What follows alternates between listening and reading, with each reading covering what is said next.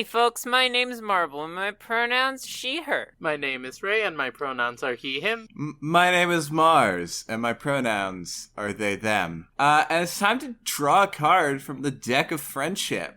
This week, in an unprecedented event. We are talking about Yu-Gi-Oh! Season 1, episodes 17 and 18. Arena of Lost Souls, Part 1 and 2. That is unprecedented. Yeah. In fact, so much so that I really wish you would have told me that's what we were talking about today, so I could have watched the episodes. Yeah, I just kind of yeah. got ready by playing Super Mario World, so get ready for that. Yeah, Although I'm excited for all of the Super Mario World talk. Did you find the secret Birdo? I did get to the rainbow. It's not what I asked, but yes. Thank you. I do have a question for the two of you. I'm willing to listen. Tag yourself. Okay, listen. That's the funniest way you could have said that. I have a That's question. a lot of shade. I'm willing to hear it, I'll hear you out, I guess. I don't know if I'll answer it. Tag yourself. Are you Zygor, Bones, or Sid? I'm definitely Bones. Yeah, me too. I'm Boneskin. I'm pretty sure I'm either Sid or Zygor. I think I'm Sid. Sid's the one with the Australian accent. Yeah. But who's Bandit Keith? Bandit Keith, Miles. first name Bandit, last name Keith, is, secretly Pegasus? No. Ooh. It was me, Bandit Keith, all along. Have you ever noticed that you never see me and Bandit Keith in the same place at the same time, except for when you do? Except for in the flashback. I It has used a happened body twice now. double. Don't think about that. Don't think about it. My Millennium Eye can make two of me. My Millennium stunt double. Named Bandit Keith. He went rogue. Now he's his own man. My stunt hold doubles on, aren't their like- own people. Like, stunt doubles are just like always imitating the life My of... stunt double gained sentience. What do I do? Oh god, isn't this the plot of Detroit Become Human? Oh, is it? I Yikes. don't know. I don't know. I don't, it's I don't not. know. I hope not. Let's talk about this episode. Let's talk about this episode. No more Detroit Become Hummus. Can I get some pita chips, though? What about Yes, you Detroit? can. Let me get real Black Mirror on you. Pita. How about Detroit become Google Home? Wait. I got one better. The phones all along. I got I've never one seen Black better. Mirror. I got one better. Okay. All right. Okay, are you ready for this? Dun dun dun dun dun dun. Now, I have one. Go ahead. Viewer beware, you're in for a scare. Bum bum bum bum bum bum. Welcome to the Halloween episode of Welcome Deck to of the Friendship. Halloween episode of Welcome Deck of Friendship. to Scary of Friendship. It's Halloween in July. That classic phrase. Ooh, Yeah. I'm raising my Yeah. hand. Ooh, Yes, ooh. yes. Marble, yes. Marble in the back. Deck of Fiendship. Ooh. See, we made noises like ghosts. So, before we started recording, before we watched the episode, in fact, I said to my wonderful friends here, my wonderful friends and co-hosts, I said, this episode is the episode that introduces my favorite character on this show. Is it the And skeleton? It's the boulder. It's, well, the boulder bit. We'll talk about the boulder bit in a second, because I've got so much to say about the boulder. But So do I, actually. I was horrified.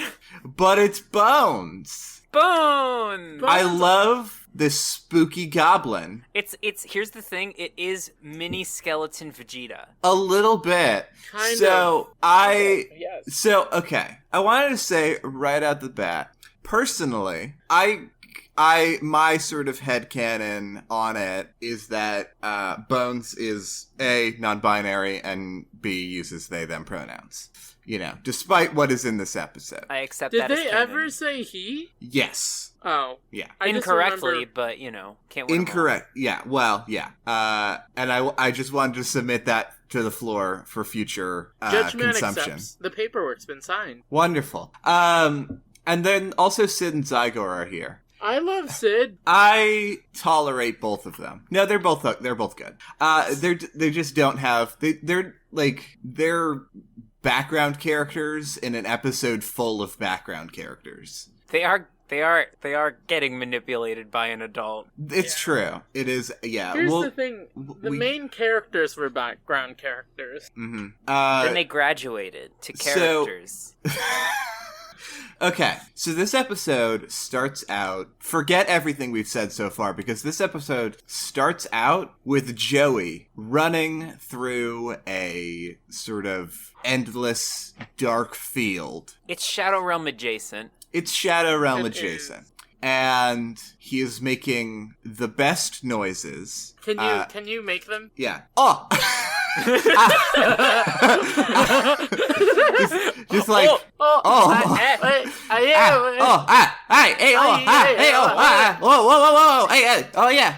Yeah, those are the noises he makes. Somebody's gonna take all those clips and use them as, like, fighting game voice Please. lines. I'm gonna use them in a trap remix. You can use them for free.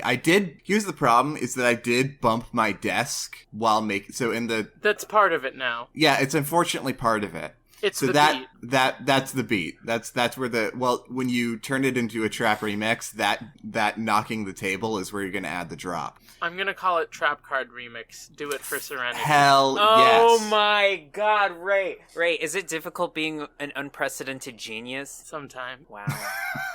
Wow. So humble. Joey in this it's a nightmare. Spook space. It's a nightmare. He's having a nightmare. We can dance around it, but he's having a nightmare. I'm a dog now. Look, it's me, Joey. I'm wearing a dog kigurumi. Well, okay, we gotta build up to that, because that is the crux of these two episodes. So it is. It really is. Joey is being chased by the Blue Eyes White Dragon, who's really, really big. And then we're introduced to Big Kaiba. To Big Kaiba. No Millennium item, just Big Dream Kaiba. He is took a yeah. Millennium Mario mushroom, and now he's Big Kaiba. I'm really glad you laughed at that, because I felt the words coming out of my mouth, and I was like, that's the worst thing I've ever said on this show. Them show. fall out of your mouth. You're like, oh god, what have I wrought? I was like, come on. Wait. Super Kaiba Brothers. Super Kaiba Brothers. It's Kaiba and then Kaiba and Mokuba. Mokuba. But Mokuba It's just Kaiba and keeps getting Mokuba, stolen. yeah. They have to go save Mai, because welcome to the patriarchy. Okay, alright, so if Mario, has the more sort of consistent jumps and Luigi jumps higher and all that, Peach floats, Toad does the weird flip kick thing.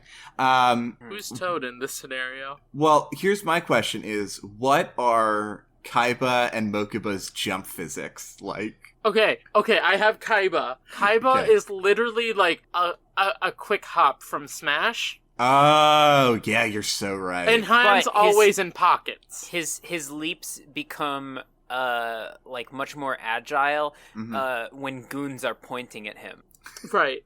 Now, I was imagining for Seto, like his walk cycle is like those short hops. Like that's just if you're pressing right, he does a bunch of those short hops. Like every time he walks, he's just hopping around. Up, down. But his jump is he flies sort of straight up in the air and then kicks downward at an angle. Kind of like Incineroar. And that's kind of like Incineroar, and that's every time he jumps. Actually jumps. It is very extra and part of the brand. Mokuba's just like, well, I was going to say Mokuba's just kind of like Mario. I was going to say Mokuba falls and can fall into pits, but he does die. Powerful. But he is trapped there. Yeah, he can't jump. He does get stuck is the problem. Yeah, so you have to find ways around it. I kind of want to make this game. It was really bold to make a platformer where one of the characters just straight up can't jump. It was really bored to make a platformer out of a card game that made an anime. I'd play it. Yeah, I'd absolutely play it. Me too. Mike, do you still work in game design? You want to help us put this together? I have her on the phone right now. She said she's interested. Okay. Good, because I don't think any of us have really perfected our my voice. I'll work on it. I'm not gonna try it for the first time on this episode, but I'll get back to you. Yeah, like I'll sit down for a session and just practice. Let's do a session where we practice my voices. Yeah, we've gotta try it on an episode she's actually on. Well, Can she I was try in this my one. voice? She's It's me, mentioned. Pegasus. I'd like to try my voice. We hear her talk through a letter. Yes, we hear her talk through a letter for a second. Um, Also, okay, let's keep hold going. on. We got to get through this dream. We're not even through the dream. We gotta go through the dream. Big Kaiba appears and Big is Kaiba very appears. dominant. And he's like, bow down to your master, dog. Yeah, he And then does say that.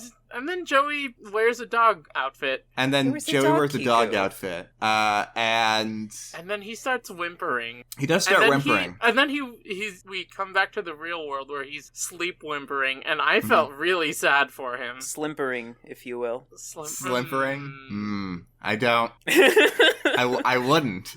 Sure. Now, the wiki does say, okay, it says Kaiba who tells Joey that he is a coward, and Joey becomes a dog. No, he doesn't. He was wholeheartedly rejecting the fact that he was a dog. I'm not a puppy dog. I'm a human Yeah. being. I have rights. I can vote. This is step I think dogs should vote. We all think the dog should vote. So the next, so Joey wakes up from this nightmare. Hi, it's and, me, Joey. I just woke up from this nightmare. And he's like, Kaiba, I'll get you one day. I hate rich people. It's me, I Joey. hate rich people. My name is Joey. I'm an anarchist. So the gang sort of regroups and or the gang is all waking up, but Taya and Mai already woke up. And Because they're in control of their lives. Everyone else is a mess. yeah, well, I'm imagining that everyone else slept until noon, and Taya and Mai were up at 8 a.m. Mai already had 6 duels by the time they woke up. Can we talk about how the conditions on this island are a complete nightmare? Everybody is sleeping outside on the grass. What happens? They're on an island. What if there's a tropical storm? What are you gonna do? Yeah. Also, here's a thought, because it was just an island before Pegasus came along and turned it into a Hunger Games style Battle Royale. island. Yu-Gi-Oh! Battle Royale! This is basically, Yu-Gi-Oh! Battle Royale is the first season of Yu-Gi-Oh! And we have to assume that there were, a bunch of probably dangerous animals on the island. Are there still dangerous animals on the island, or did Pegasus, ship them out? Did he hunt had his them? roots Well, they point got at them. They got the most dangerous one on their side, that being Cryptid Bakura. Yeah, it's true. No, he just had a bunch of his goons point at the creatures until they were gone. I'm gonna point at you until you're gone. It's a very lighthearted approach to poaching. Oh my gosh. Don't you mean pointing? I guess. Okay, we need to keep this ball rolling. We learn an important thing about Mai in this episode. She's gay. She's cute. She has terrible handwriting. Yeah! My honey, are you okay? So Taya shows up and is like, "Hey, Mai left. She wrote a note for you, Yuki." Okay. It looks like she wrote in lipstick on Yeah, a it was napkin. Right, that's what I was about to say. It's like She she wrote on lipstick 4 hours ago. Because Yeah. there's nothing on this island. And then turned flattened the note and sort of moved around a little bit and then opened it up again. It's Smear like, it up. Can you It's read like- this? I hope this works. It's like she wrote the note with lipstick on a napkin and then forgot she did that and used the napkin to wipe her face. Somewhere on the island. The reason Mai left the group is because she did that and got lipstick all over her face and got super embarrassed and had to leave. Yeah. Yep. She's looking for a makeup wipe. Yeah. She bought all of this beef jerky, but not a makeup wipe. Listen, you gotta do what you gotta do. Gotta keep up I your feel like protein that's me at intake. conventions, though. Just an entire bag full of beef jerky and no makeup wipe. Mai said she had to peace out and she owes Yugi 8-star chips, which I'm sure will come back in a big way later. 8-star Probably. chips and some jerky. 8-star chips and some jerky. Da, da, da, da, da, da. This is the energy we have.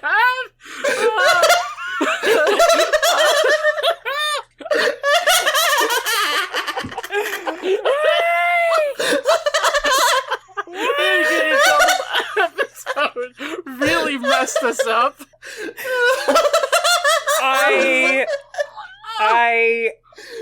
Yo. So the gang is walking through the woods. They're walking through the woods. Yeah, Bakura showing them his home, the nature. Oh my god. And Joey they're walking through the woods, and Joey's like, I'm pretty sure we're being spied on, and no one believes him. And then he's like, we have to spy on them first, and runs off. Yeah. Yeah. Made no sense. Game sense, high ground. Game sense, high ground. Game sense, high ground. They're being spied on by Bones, Sid, and Zygor. Bones is just a skeleton child. Is a skeleton child. Can I tell you what I have in my notes about Bones? Yes, please. I wrote down that Bones looks like the bootleg Pokemon card version of a Gorillaz character. You're so right, though. Jamie Hewlett is rolling in his... I mean, he's alive, so just in his bed. Yeah, his bed is a coffin. Jamie Hewlett's bed would be a coffin. I think Jamie Hewlett probably has had a coffin bed at some point in his life. That's the were goal, you a though. scene kid in the 2000s? Honestly. Yes, I was, Ray. Thanks for asking. All right. Gorillaz is my life. Gorillaz saved me. Okay. I was just curious. So we've got the to trio talk of creepy. We got to talk about Sid and Zygor in one sentence each, because that's basically all they are. Sid Australian. Sid is Australian. He's got tiny round glasses. Zygor is generic muscle. Zygor took Tristan's old voice actor. Is that true? No, but it does. But it feels like it. It does. It does sound like it. Actually, Zygor is voiced by Maddie Blaustein. Oh, we stand. Yeah. She played Meowth. She played Meowth for a very long time. Oh, yeah, we talked about her. Yeah. Yeah, we talked about her on the show before. It is nice to see her again. Yeah. Anyway. Stan. We do stan, as it turns out. So here's the thing, is that we do stan. So we gotta get moving with this plot summary. Okay, fine. Wait, I have one more burn for Bones. Okay, go ahead. They look like the gross old children from Akira. Okay, that's it. Okay, yeah. Okay. So Joey gets beat up by a waterfall. But he also gets beat up next to a waterfall. Wow. Aha, jokes. So Bones, Sid, and Zygor abduct Joey. There's actually a lot of abducting that goes on the show. Yeah. Abducting is tournament legal, by the way. It apparently is. So Bones, Sid, and Zygor all work for Bandit Keith. We know who that is. Bandit Keith is a man that we have seen before. In a flashback, he is the one who was beaten by Pegasus at that tournament. He is the regional champion, or was the regional champion, doesn't matter. Pretty sure he didn't get beat by Pegasus. He got beat by a tiny child. By Sam. By a little baby boy. Yeah. Sam is the winner. I think I just took all your life points. So Keith, wants revenge on Pegasus. Mm-hmm. He's got his own sort of anti-Pegasus motivations. But it's not that, They only hate me 'cause they hate me! It's not that Bandit Keith got a loved one's soul stolen, or, is, wanting the money to fund an orphanage for spooky children. It's that he just wants revenge on Pegasus for beating him in a duel, which is valid. It is valid, but it certainly doesn't justify what he does. Not at all. Abusing children. With Bandit Keith. Yeah, we should talk about how he does abuse children. He does. Yeah. He also tries to kill children. He does try to kill children, which isn't... here's the thing, it's not great. It's not great. Let's get there. So Joey is taken to a cave, and there's all this build up with meeting Bones, who does this spooky shtick, which is very silly. Yeah, I love. Here's why I love Bones. It's because they do this big spooky like shtick, like you were saying, of like, oh, welcome to the arena of lost souls, blah, blah, blah. But the way they're introduced to this, like, Bandit Keith is walking them around the cave and showing them what's up, and Bones is like super scared of everything that's going on. Mm-hmm. And I love to imagine that, like, you know, Bones is putting on this big show for Joey, but deep down they're still like spooked out by what's happening. So, couple things. Joey's drawn really well during these scenes. His facial expressions are amazing. Yeah. He looks super scared and freaked out, and it's just very good. I really like how emotive he is. Yeah, Joey in this episode is... I mean, Joey in any episode is fantastic, but... Oh, yeah. There's a lot of fun to be had with this one. So... Joey and Bones have a duel, and Bandit Keith is backseat dueling. Yeah. The whole time. Bones doesn't really get to play this duel. And that's the other sort of... Here's the thing. These two episodes are, you know, mostly a duel, but it's not really about the duel. It's about the sort of messed up relationship that Bandit Keith has with these kids. And, like, basically just, like, emphasizing how terrible of a person Bandit Keith is. And then also, you know, it's also about, like, Joey's... like personal growth and learning to be a duelist on his own. Yeah, personal growth and learning to be a duelist on his own, and, you know, trying not to be scared, trying not to be a coward. So I think it's, like, really interesting that, like, on both sides of this duel, there's this sort of other story going on, and this character development, and this sort of interesting motivations happening on both sides of the duel. So we start this duel, right? Yeah. And it's pretty clear that they took Joey here because of some field advantage, and Joey picks up on that pretty quickly too, which I'm so proud of him. Well, yeah. So Bones is the duel is ostensibly Bones v Joey, but it's really, you know, Bandit Keith v Joey. But at any rate, Bones is sort of forces Joey to so how it ends up shaking out is that the reason why Joey decides to accept this duel and place down all 4 of his star chips to on the line is because Bandit Keith, I can't remember the exact words, but he says something about running away like a scared dog. Yeah, and then Joey says, "I got a bones to pick with you." He goes, "That's thematically relevant to my fears." And then he throws down 4 star chips immediately. Yeah. You are really pinpointing all of my deepest self-doubt. I wish it's me, Bandit Keith. I'm really good at that. I just took one look and I was like, he'd be really upset if I made dog puns at him. I wish Bandit we were discussing this in a more healthy environment so that we can both work out our issues. It's time for another segment where we've done this before, but what profession does Bandit Keith have outside of dueling? I think he's a therapist. I definitely do not.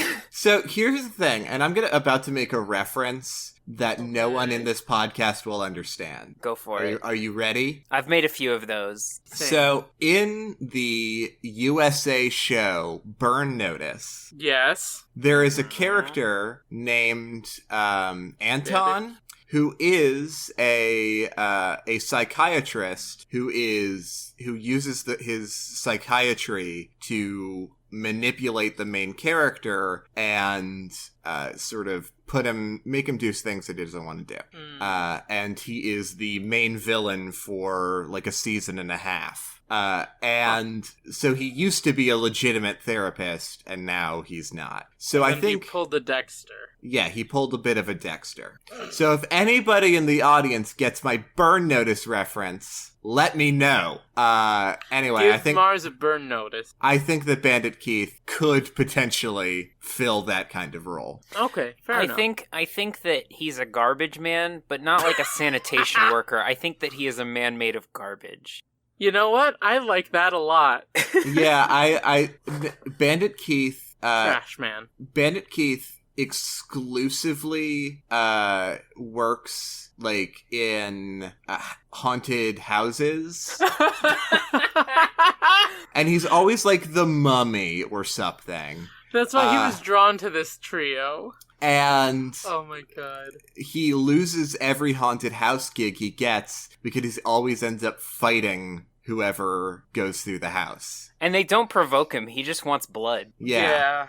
So that's I think Bandit Keith's actual profession. Mm-hmm. All right. Is bad haunted house person. That's why he has enough time during the year to be a professional duelist, because that's only Halloween time. Yeah. Okay, so let's get into this duel, and then we'll do some cutaways to what the rest of the gang is up to, because it's hilarious. Yeah, we'll get into that. So Bones in this duel, for the first bit of it, is like, hey, I want to summon all my zombie monsters, because in this duel, we're in a graveyard, I'll get a field power bonus. And Bandit Keith is like, hey, nah, play all of these other monsters that I put in your deck that are not zombie monsters. And, Bones protests, but eventually gives in, because Sid and Zygo are like, hey, when has Bandit Keith ever led us wrong? And Joey destroys all of those monsters. Destroys Zenki, destroys Crawling Dragon, destroys Crass Clown. Crass Clown. That's what they called me in Clown. I wish I could remember what Joey says when he defeats the Crass Clown, because I remember it being funny, but not funny enough for me to write it down. Right, he says honk honk. He says honk honk. He does not. So he honk honk, Bones.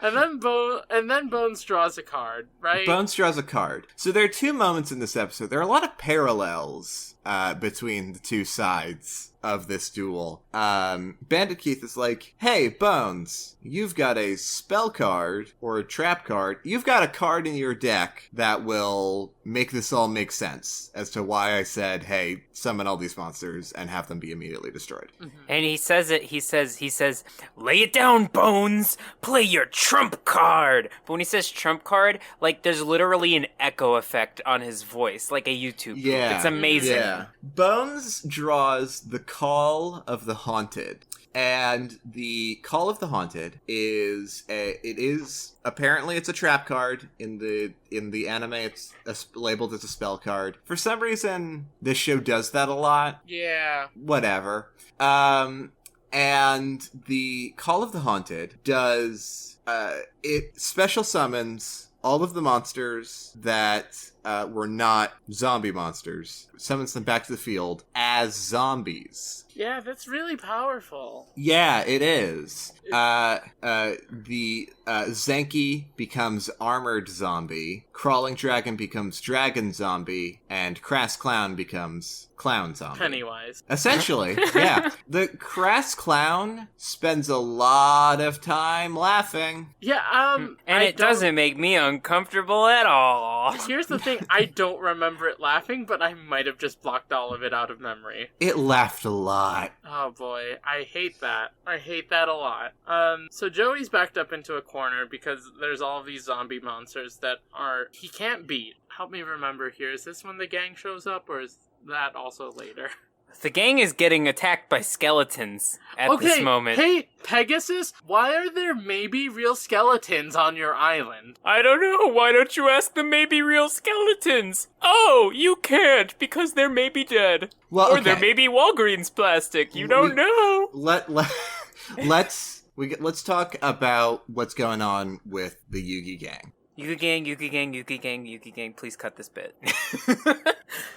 Yugi gang is trying to find Joey. They're like, this is weird, he's missing. Let's split up. Okay, me and Bakura, Tristan says, me and Bakura will go here. Yugi and Taya go there. And then they do that, and then in the next scene we see them, it's Tristan and Taya, and I'm like, oh, you reconvened. I thought that they forgot something.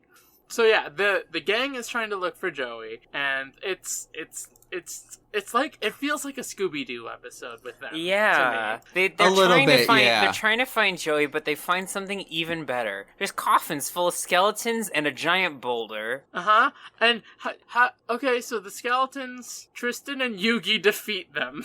Yeah, so Tristan in this episode is the skeleton slayer. Mm-hmm. Yeah. Tristan deals, Yugi helps with the first set of skeletons. You owe me $5.95 a piece for those. I got them at the Halloween surplus store. You little jerks. There's like freeze frames of Tristan and Yugi helping Bakura and Taya with the skeletons. And they're like punching them in the face. Well, and then Yugi's like, oh no, Yeah, here's the thing. Tristan punches the skeleton in the face and shatters the skull. Yep. So that makes me think these are real. Yugi appears to have tripped and knocked over the skeleton. Right, and Taya's like, no, don't put it on me. And then later there's another skeleton. They're exploring this cave, and then later there's another skeleton, and Tristan stomps on its head. It's there's a lot of no, Kevin. He was my favorite plastic skeleton. Tristan steps on the skeleton's head, but also Bakura has a skeleton on his back, and he's like, "Help me get it off of me!" And everyone's freaking out, and it's just very goofy. It's very fun and very silly. It is the B plot, and it's very, very good. And they solve that crisis, and then Bakura steps on a pressure plate or something, right? Yeah, Bakura randomly steps on a pressure plate. Because there's a pressure plate in a cavern, obviously. And then a boulder attacks them. Yeah, can I just say that I've never been more horrified at anything this show has thrown at me than I was when Bakura was eclipsed by the boulder in vivid detail?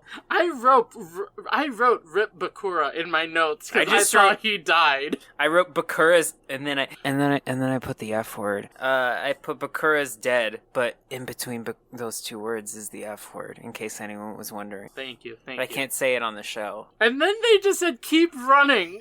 Don't look back. Well, okay. Well, there is a giant boulder. I understand the sense of it. They can mourn when they're not about to be crushed by a giant boulder. I want to talk about... I talked about Joey's noises earlier. I do want to talk about Bakura's noises in this moment also. Horrifying. Because Bakura... I love Bakura in this episode, actually, because... He's so emotive. He's very emotive. I love he steps on the pressure plate, and then down this hallway, they hear the boulder coming, and then they spend 30 seconds just waiting for the boulder to arrive.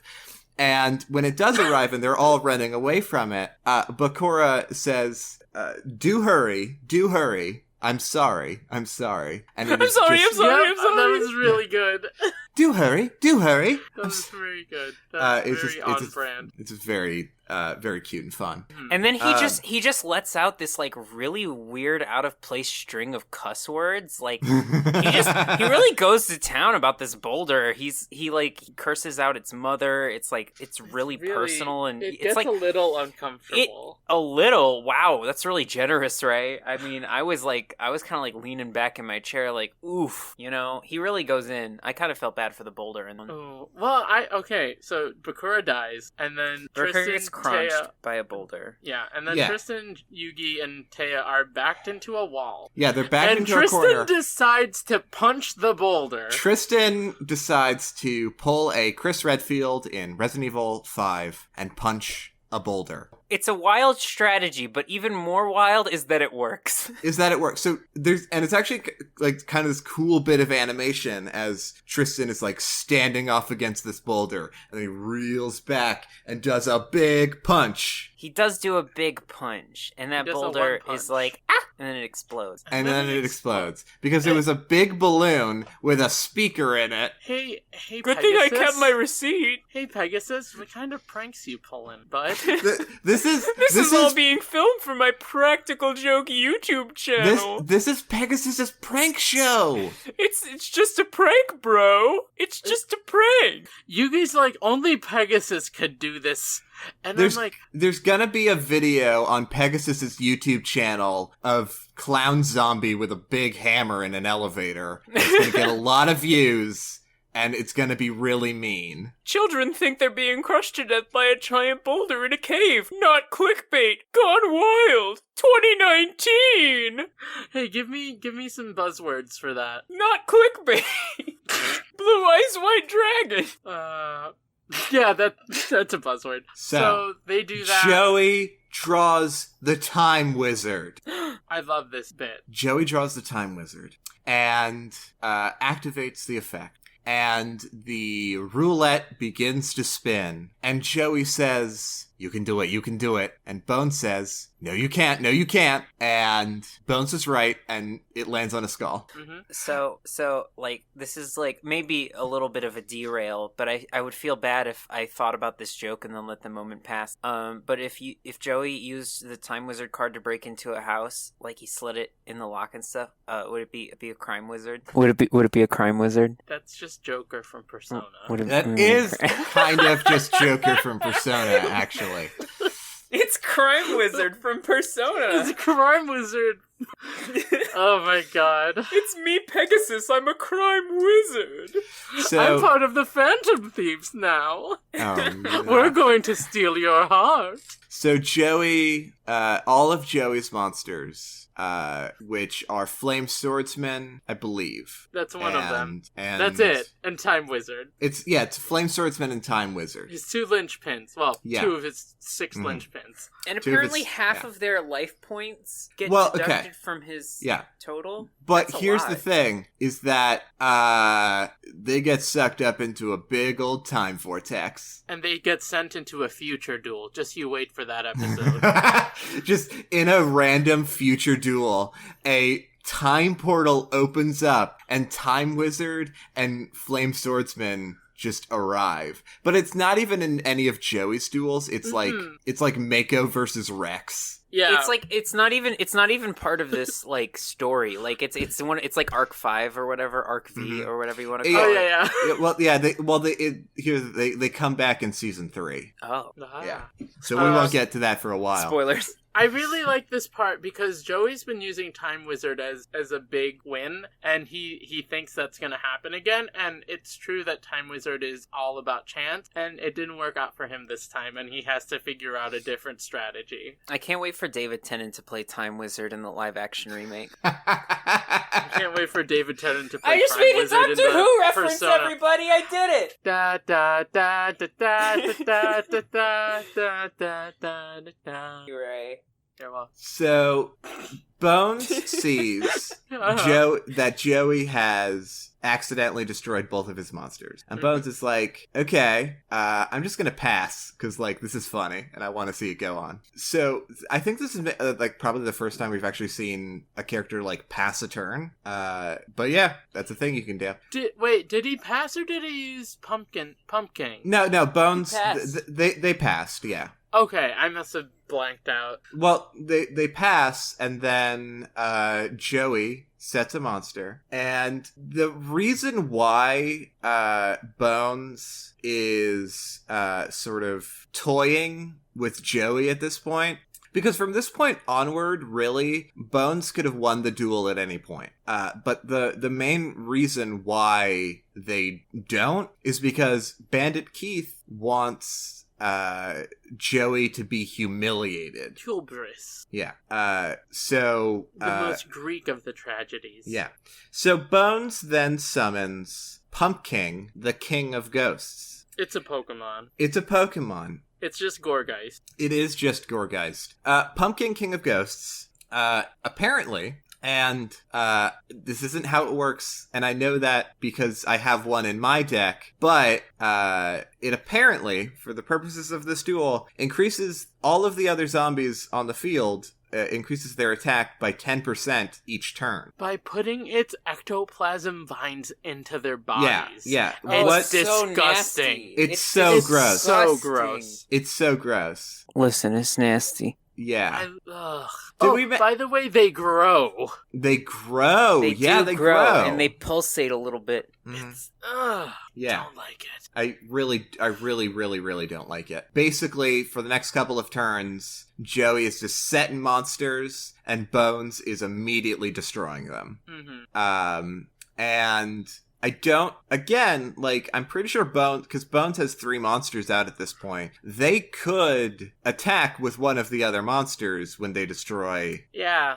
But they choose not to, I guess. And I think it's, again, just because of, they want to, I don't know if they want to humiliate Joey, but Bandit Keith wants to humiliate Joey. Mm-hmm. Yugi and the gang finally arrive after punching a boulder. After misadventures. After some misadventures. Earlier, they found Joey's wallet. Yep. And Tristan sort of... Well, first off, Tristan It's lucky because usually when you're getting mugged, they do take the wallet. They do take the wallet generally. Well, actually, here's the thing. We do get a good look at that wallet, and the only thing we see in that wallet is Serenity's photo. But there's no family is more important than money. I'm still a communist. There's no cards. There's no money in there. There's not even a library card. Although I'm not sure that Joey would ever get one. Mm-hmm. I'm actually very learned. I thank you not to make assumptions. There's a whole filler episode later in season 2 where he and Mai go to the library and he shows her the wonder of books and she gets a library card. Welcome to my fanfiction. So, Tristan gets beat up. Tristan gets so beat up. By Marble. By me. I do it. I beat up Tristan. So, and I've already forgotten their names. Sid and Zygor. Tristan is like, hey, I'll beat you both up. Which is actually, here's the thing. One thing that is sort of consistent about Tristan's character is that he is very good at fighting. Yeah, thankfully. They need that. This is a dangerous world they live in. It really is. Occasionally they do need Tristan to just punch away the problems. Mm-hmm. And he has and will. But this time, he goes to punch the problems. And they punch back. Sid flicks a marble at him. Sid flicks a marble into his face. And then Zygor... I was there. I guessed it on this episode of Yu-Gi-Oh! Then Zygor punches him in the stomach and knocks him over. But he's fine. And he throws the wallet to Joey, and he's like, Serenity, thanks, man. He was kind of thinking about Serenity the whole time as his motivation, but he needed to center himself again. Yeah, for sure. And then I wrote in my notes, he plays Serenity in defense mode. Yeah, he takes the picture out of his wallet and puts it on the field and is like, go, Serenity! And then she actually gets summoned. And then she summons, and then they, have this sort of, moment of, it's so good to see you, Serenity. And Serenity's like, it's great to see you, Joey, but I've got to punch this zombie. Before my time runs out. Oh, no. And then Joey switches Serenity's attack and defense. Right. Well, making her much more powerful. Yeah, so Bones draws Stop Defense, which is a card that stops defense. You can't put things in defense. You can't put things in defense mode anymore. So now Serenity's in attack mode. Mm-hmm. She's ready to throw down. So Joey then draws and summons the Red Eyes Black Dragon and destroys the Pumpkin. Yay! Cool. No more disgusting pumpkin. And then Dragon Zombie immediately destroys the Red Eyes Black Dragon. He's down to very low hit points. It was to 150. 150. Yeah. 150. Yugi's like, hey, Joey, there is a way you can win this duel. And Joey draws the Shield and Sword card, which we first saw all the way back on the boat when Yugi gave him that card. card. Or actually, no, that's not true. I'm sorry. I lied. Joey traded for that card. Yep, and Yugi gave him Time Wizard as well. Yeah, so this is the first time we're seeing Shield and Sword, which is a card that has been an established part of Joey's deck for a long time now. Yeah, it was a good detail. Yeah. Joey summons the Battle Warrior, which only has 700 attack and 1000 defense. But here's the thing. So all of the monsters left on Bones' side of the field, the Clown Zombie, the Dragon Zombie, not the Battle Warrior, the Armored Zombie, they all have attack powers that are greater than 2,500 now. But what's their defense, Mars? The highest being 2,880. But all of their defenses, they're 0. They have 0 defense. It's because they're Zombo. So what happens? Oh, all of their defense and their attack swaps. And suddenly, the Battle Warrior is able to punch him good and win the duel. Now, when Joey uses this card, it does look like the zombies are just sort of like deflating. Yeah, it is pretty gross. You actually hear a little like air hiss, like a. That was hinted at with the boulder. So that was nothing. So that was the duel. Joey wins. Yeah, Joey wins. Can I get a poggers in the chat? Bandit Keith is like, well, forget you losers. I'm gonna leave. And Bones, Sid, and Zygar, is that the one? Zygor, all walk out the cave with him. And the Yugi gang has a sort of celebratory moment, and they're like, heck yeah, we won the duel. Joey's like, hey, I'm only 2 starships away from being able to enter Pegasus's castle. Like, this is real. This is cool. Like, I'm almost there. They are running. They're on their way out. And Bandit Keith orders Bones, Sid, and Zygor to push a big boulder in front of the entrance, trapping the Yugi gang inside. And that's how the episode ends. Also, don't consider the fact that that's potentially lethal. Well, yeah, don't think about that. Well, here's the thing. Bandit Keith seems to, consider that, because he says, like, tough luck. You're in there forever now. Yeah, and then he also takes all the star chips from Bones, Zygor, and Sid. Yeah, because he's a big jerk. He's a big jerk that we all hate. And here's the other reason why I hate him, is that his voice is so boring that it's impossible to do an impression of. It's true. Absolutely. Anyway. I want to talk about how Joey believes in the heart of the cards on his own during the duel. He does that like 2 or 3 times. He does. And he says he's sort of, instead of getting one big heart of the cards moment, he just gets a couple of smaller ones. Yeah. He gets red eyes, it's a sign of growth. Yeah, just like the pumpkin. Mm-hmm. Pumping ectoplasm into your body. I'm so sorry. All this time I was going to the gym to get buff, but I could have just started taking pumpkin ectoplasm. I'm crying. I'm actually crying. It's so gross. It's so gross. It's time for Card Corner, and we're going to talk about spooky graveyard spell trap. Yeah. Well, I think, you talk about Call of the Haunted, but I want to talk about Pumpkin. Oh, yes. I would love to talk about Pumpkin. Well, it's time to go to the, card shop? Yeah. No, it's just Card Corner. Yeah, it's just Card Corner. It's just Card Corner. Call of the Haunted is our special card of the day here. Mm-hmm. Call of the Hummus. It's a trap card. Yes, it is a trap card. And it's continuous, so it's forever. It has a Mobius strip, just like Sonic. Now. What?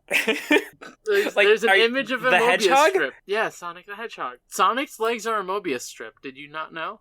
Oh, yeah, I guess kind of sometimes. When he runs, they look like a Mobius strip. Yeah, sometimes. Is this a Ray original? An original? An original. Despite all my rage. An original! Anyway. Ray in a cage. This card, when you activate this card by targeting one monster in your GY, what is that? Graveyard. Oh, graveyard. Yeah, so that's why I got confused earlier when I was reading the card. I was just like, why GY? Because here's the other thing, right? Is that there's plenty of space on the card to just spell out graveyard. Yeah. They're too hip and on the go to say the whole word. Oh, actually, I've got a theory on why a card theory on why in this case they say GY instead of graveyard. Why? You want to know my theory? Hello, Internet. My name is Matt Pat. Yeah. Welcome to Game Theory. So, if you look at where the GY is on the card, okay, if you spelled out the entirety of graveyard, it would have to go onto the next line because it would be too big. And going onto the next line would leave a big empty space after your, which wouldn't look very good. So I think that's literally the only reason why they shortened it to GY. Oh my goodness. You're right, that's why I did it. Graphic design is my passion. Pegasus, that was your minor. Anyway. Do you think that Pegasus does all the graphic design on the cards? He uses the Millennium Eye printer to I use the Millennium MS Paint. I love the idea that all the cards are made in MS Paint because he is very good at it. Yeah, it's really he goes pixel by pixel. Mm-hmm, yeah, it's very good. Yeah. So you target one monster in your gravy, and you special summon that target in attack position. And when this card, when Call of the Haunted leaves the field, destroy that monster. When that monster destroy this card. Now, if you notice, it doesn't really do what it did in the episode. That's not what it do, you. It doesn't do what it do. It doesn't do what it do. It's a little bit toned down. It doesn't turn monsters into zombie cards. No. Which is a thing that can happen. There are cards that do that, but this is not one of them. And it only seems to, it doesn't make them keep coming back from the dead. And it also only does the one monster, not three. So it's similar, but it's significantly nerfed. Yeah, it is. I mean, that makes more sense for the actual card game. Yeah, for sure. Mars, I know... Well, this is my card corner. I know you wanted to talk about Pumpkin, but can I ask a question about Pumpkin? Please. It's the question. It's our card corner question. Should I wait? Let's wait, because I'm not going to have a whole lot to say on Pumpkin. Okay, go for it. So, here's the thing. Pumpkin, again, doesn't do any of the things that it does in this episode. Whatever. It is dummy thick. But the reason why I want to bring it specifically is because it ties into a card from a previous week. Oh. So let me read this. If Castle of Dark Illusions is face up on the field, increase the attack and defense of this card by 100 points. As long as the Castle of Dark Illusions remains face up on the field, the attack and defense continues to increase by 100 points during each of the standby phases. Effect continues in the fourth turn. So basically all it does is... So the Castle of Dark Illusions already increases zombies' attack and defense by 200 each turn. So with the Pumpkin, it's an extra 100 on top of that. Because it's a king. Yeah. Now, I do love that, that sort of when the Castle of Dark Illusions and the Pumpkin were introduced, they were completely separate. They had nothing to do with each other. In their respective episodes, they're introduced with different deck types. But as the game has developed, they have become entangled. I think that's really cool. Entwangled. Yeah. Pumpkins embrace. Yeah. And the new description is at least a little bit similar to the way it works in the episode, in that it increases attack and defense, but not others. So, but I guess in combination with the Castle of Dark Illusions, it's sort of fulfilling the same role. I don't know. Anyway, that's all I had to say on the Pumpkin. So what's the question? So it's a universally known fact that Pumpkin and Maneater Plant are married. How did they meet? Oh, okay, sure. They were eating up those Olive Garden breadsticks because, as you know, those are the next best thing to human, and it is frowned upon to eat man in public. So the pumpkin is like, let me get you the next best thing. We'll go to Olive Garden, get those unlimited breadsticks. I love man-eating plant consumed really enough. Cute. Now consumed the weight of a human person in Olive Garden breadsticks. Now I love this, and I also find it. Now, I find it interesting. Now, neither the pumpkin nor the other card that Ray said. Man-eater plant. Man-eater plant, thank you. Which we've covered. We have covered it before. Neither one is a vampire. Sure. But I do find it interesting, this idea that for people who eat people, including vampires, the next best thing is breadsticks from Olive Garden. Actually, no, the next best thing is Bosco sticks. It's Bosco sticks. It's Bosco sticks, everybody. I did it. I worked Bosco sticks into the episode. Now, I have a question. I have a question, though, right? Okay, yeah. So, what's the next best thing? Because Olive Garden breadsticks have garlic on them, so vampires can't eat them. So what's the next best thing? But you know it doesn't have garlic on it? Bosco sticks. Bosco stick. I don't know what a Bosco stick is. Oh, Mars, that's the worst thing I've ever heard anyone say. I ran a Twitter poll that has 60 votes on it as of now. It's been up for 2 hours. Jeez. And the poll is, who here knows what a Bosco stick is? And 50% of people on the dot know what a Bosco stick is, while 50% of the other people do not. That just proves that 50% of the population in the U.S. is in the Midwest. 50% of the population needs to try a Bosco stick. It's true. What is a Bosco stick? Okay, yes. Okay. Do you mind if I... Because I've had Bosco sticks on the mind literally since an hour ago. And it's all I've been thinking of. Please, go for it. So, a Bosco stick is just a breadstick, right? Mm-hmm. But it's filled with mozzarella cheese. But this mozzarella cheese, let me tell you about this mozzarella cheese. It is the gooeyest, greasiest, most delicious cheese in the entire universe. You will never have a better breadstick in your life. They are horrid for you. I think that, like, when I found out they sold them on campus, I probably gained like 10, 15 pounds. That was my freshman 15, is me eating my weight in Bosco sticks. I'm proud of you. And it was worth it. Bosco sticks slap so hard. They do. And they don't have garlic, so vampires can eat them. You want to hear... Also, marinara sauce. You need it. Mm-hmm. You need it. You want to know the unfortunate thing. Tell me. Are you allergic to mozzarella cheese, Mars? I am not allergic. I might be a little bit lactose intolerant, but... Oh, I am too, but I'll throw down for some Bosco sticks. But more than that, melted cheese tends to make me gag really bad. I'm sending you to the Shadow Realm to think about what you've said. No, don't send Mars to the Shadow Realm. It's time to do some ads and save Mars from the Shadow Realm. I have never been able to enjoy mozzarella sticks because whenever I eat them, I just end up. You know, this episode of Deck of Friendship is brought to you by the following sponsors: 1, Bosco sticks; 2, Olive Garden; 3, sadness. So I've kind of come into a sort of difficult situation with my work, and I am going to be leaving it pretty soon. It's a full-time job. It's the first, full-time benefits job I've ever had. Well, technically the second, but I didn't last very long at the first one. But some things have gotten pretty difficult there, and, with the encouragement of my friends and loved ones, I'm deciding to move on from that. And I'm going to make a attempt to live off of my content.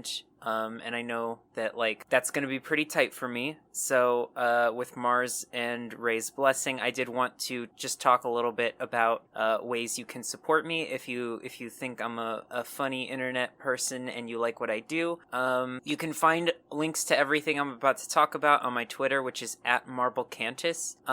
And I have my Twitch, which is a valid way of supporting me. You can subscribe on there. There's also like donates if you want to donate during a stream or just to like tip me for streaming good. I also have a Patreon, which is also a very, very important source of income for me. It's not going to unlock any bonus content related to Deck of Friendship for you. But it does have stuff related to my webcomic and my YouTube content and my Twitch content. And there's sort of like some details about that on that Patreon page. So if you're interested in checking that out, that's patreon.com/Sweetest Skull. And you can find that link on my Twitter as well. And then lastly, I have, I'm going to be opening up commissions, and I think that's probably going to be like the crux of my income.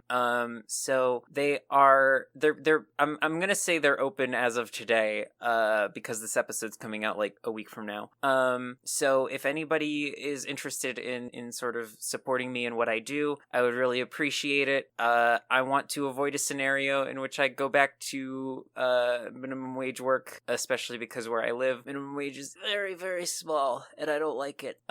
So yeah, I'm gonna be working my ass off, but it's important to me, and I'd like to make a solid attempt at, doing art and streams and webcomic stuff and podcasts full time if I can. So, any help is appreciated. Any spreading the word is appreciated. And yeah, thank you. Thank for hearing me out. That's my shill. Yeah. And hi, it's me, Mars, no goofs. I wanted to just, like genuinely, Marble's like streams and her art is just like unbelievably good. Her streams are incredibly funny. We are both me and Ray are on there semi-frequently.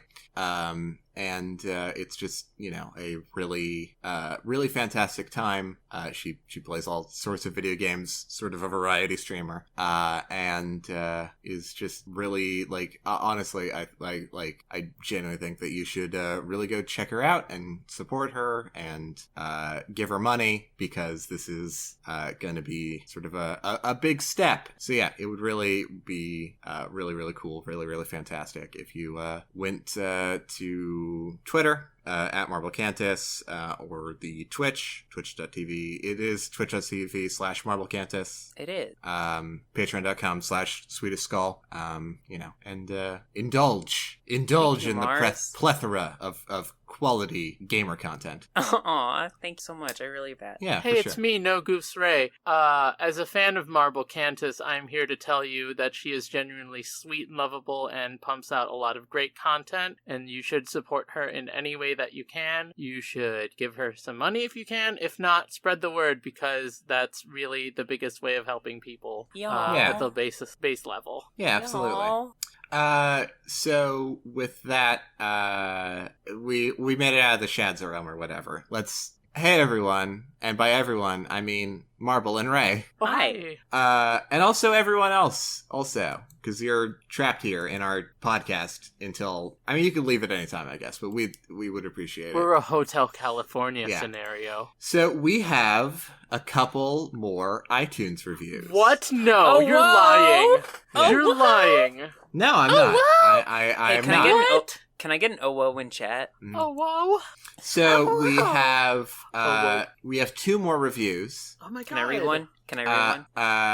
Yeah, sure. You can read one. But also, I do want to point out, so as of recording, we do have 8 ratings with 7 reviews. That could mean that somebody left a rating without a review, or it could mean that, because I believe the new one was just posted today, just because I saw an update today. And I believe with iTunes reviews, iTunes has to approve the review to actually be posted onto the site. So I've seen it several times where, it says there are 8 ratings and 7 reviews, and then a day or two later, the 8th review pops up.